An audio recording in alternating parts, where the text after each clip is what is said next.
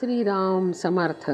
सद्गुरू श्री ब्रह्मचैतन्य महाराज गोंदवलेकर यांचे प्रवचन दिनांक 29 नोव्हेंबर. वेळीच जागे होऊन योग्य रस्त्याला लागा. कोणत्याही कर्माची सुरुवात हेतूपासून म्हणजे वासनेपासून होत असते. जन्म हा देखील वासनेतून निर्माण होतो. गंगेचा उगम अत्यंत पवित्र आणि लहान असला तरी स्वच्छ असतो, त्याप्रमाणे आपला जन्म वासनेत झाला असला तरी सुरुवातीला मूळ स्वरूप निर्मळ असते. याच वेळी आई लहान मुलाला शिकवते, देवा चांगली बुद्धी दे. पुढे या निर्मळ मनावर निरनिराळ्या बऱ्या वाईट वासनांचे पगडे बसू लागतात. गंगेचे पाणी पुढे पुढे वाहत गेल्याने गढूळ होते आणि ते स्वच्छ करण्यासाठी आपण ज्याप्रमाणे तुरटी लावतो त्याप्रमाणे वासनेचा गढूळपणा घालविण्यासाठी राम करता ही भावना दृढ करायला पाहिजे. भगवंताच्या नामाची तुरटी फिरल्याने वासनेचा साका खाली राहून शुद्ध अंतःकरण प्रकट होईल. गेल्या जन्मात मी जी काही पापे केली असतील ती आता भोगतो आहे असे नुसते म्हणून जगण्यात अर्थ नाही, कारण त्यामुळे आपण पुढच्या जन्माची तयारीच करत असतो. जर पुढचा जन्म चुकवायचा असेल तर या जन्मीच त्यासाठी कार्य करायला पाहिजे, म्हणजे ती वासना नष्ट केली पाहिजे. सत्तावान, श्रीमंत, वैभववान माणसे सुखी असतात हा नुसता भ्रम आहे. जोपर्यंत त्यांना भगवंताचा आधार नसतो तोपर्यंत या सर्व गोष्टी कुचकामाच्या आहेत.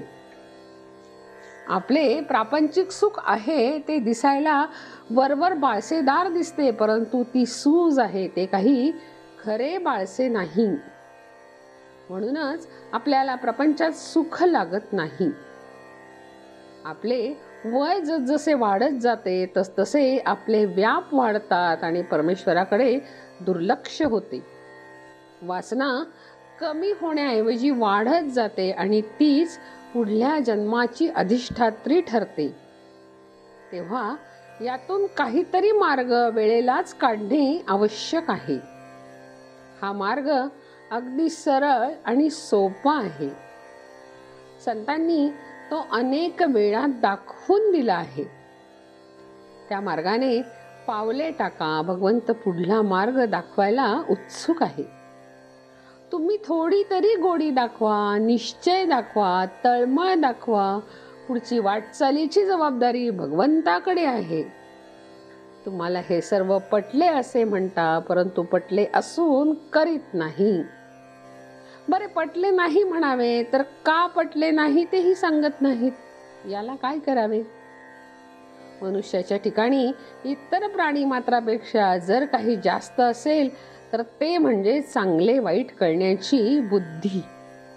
तेव्हा तुमच्या बुद्धीला पटूनही जर तुम्ही तसे वागला नाही किंवा नुसता प्रयत्नही केला नाही तर तो दोष सर्वस्वी तुमचाच नव्हे का?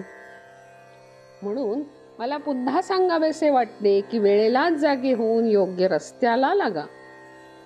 भगवंताच्या नामात राहून सर्व कार्य करा. हेच माझे शेवटचे सांगणे आहे.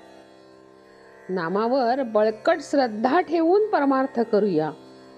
नाम न सोडता इतर गोष्टी करू. जानकी जीवन स्मरण. जय जय राम.